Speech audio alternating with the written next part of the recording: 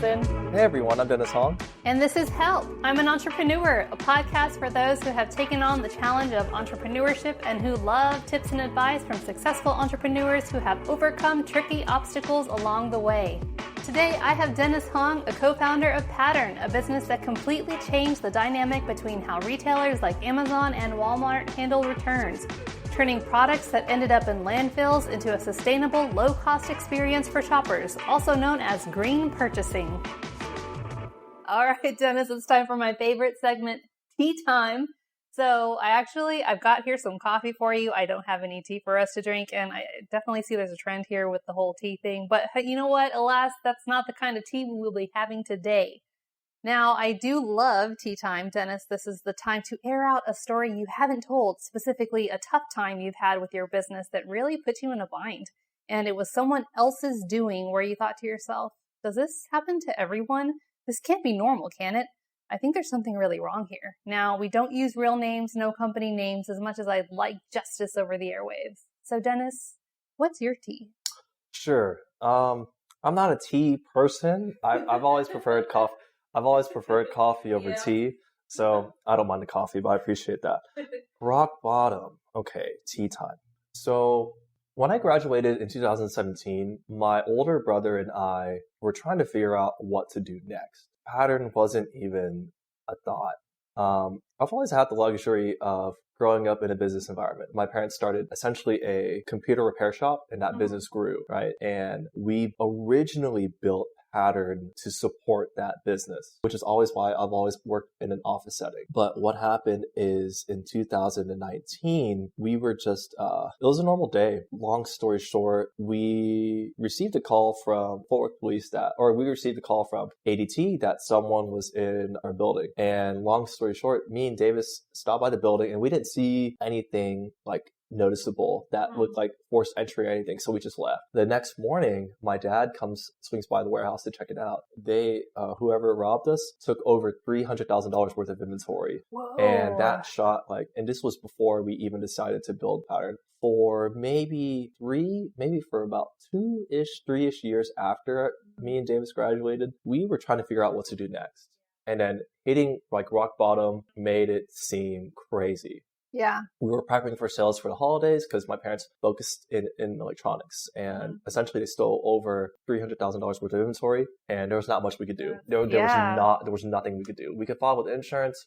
We didn't think this would ever happen, so we didn't have. I think it's called inventory insurance, and we never had it. We thought we purchased it the year before, but we didn't. Oh, that's devastating. And then a lot of times with robberies like this, even if you get videos, they're not super good.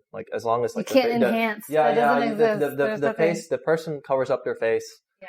And even all their license plates and stuff, they're pretty smart. They're really smart about it. We felt like it was a very sophisticated, well thought out process because we have a video of them essentially backing up a truck into our shopping center and taking everything. But I treat it as a blessing in disguise, because me and Davis weren't focused on what to do next. After that incident, me and my brothers, we said, hey, we need to figure something out quick. And that's when we were we already got something good working at home. Why not start here? And that's kind of why we developed Patturn. It was originally for this home business, right? And it was originally for electronics, and we've basically just moved away from electronics. We've only focused on essentially women's fashion now. So how did that situation ultimately shape you as an entrepreneur, and what did you learn from it? I learned that I guess it shaped me to be more just to be more focused on what's important and what's not important. And that's kind of what I talked with you about earlier, right? How we spent the maps pitch, what's important, how does your company make money? That should be the most important thing. If you're spending a year on creating your Facebook page, right? It's especially when you're first starting off, it's not important. You got to make those phone calls. You got to try to find customers. You got to try to figure out how to make money to make your business sustainable. What it taught me was to be more resilient, more focused, and to focus on what you know the best, right? I already knew about the returns industry, but it was never an industry that I originally wanted to focus on.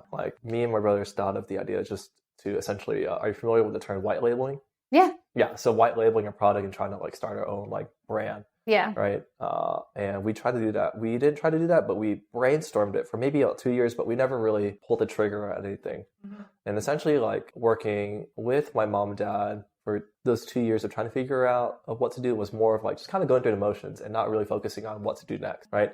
Because of this essentially huge robbery, that's when we really focused and we really came together to kind of develop Patturn to what it is today. And that propelled you forward.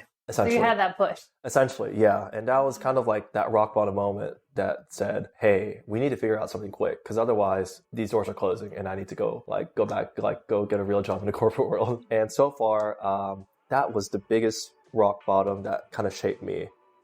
Resilience is one of the cornerstones to an entrepreneur's ability to navigate devastating blows to a business, often unforeseen, and, as Dennis described, can take an entrepreneur to rock bottom. Dennis and his family have shown that they were able to overcome a seemingly insurmountable challenge with entrepreneurial resilience, becoming a blessing in disguise by teaching Dennis to ensure he focuses on what's important for a sustainable business and by focusing on what he knew best, ultimately creating the company we know today as Patturn. Now, these challenges are daunting, and in those tough times, how do entrepreneurs get through it mentally? Join us for our next episode to find out one strategy Dennis has used to build his mental resilience and how it helps him with his business. You can find out more about Dennis on LinkedIn and find out more about his company, Patturn.io. That's Patturn.io, and don't forget to subscribe to our podcast at helpi'manentrepreneur.com, Apple Podcasts, and Spotify for the opportunity to get early access to our episodes and to get answers to your entrepreneurial questions from our guests and more. See you next time.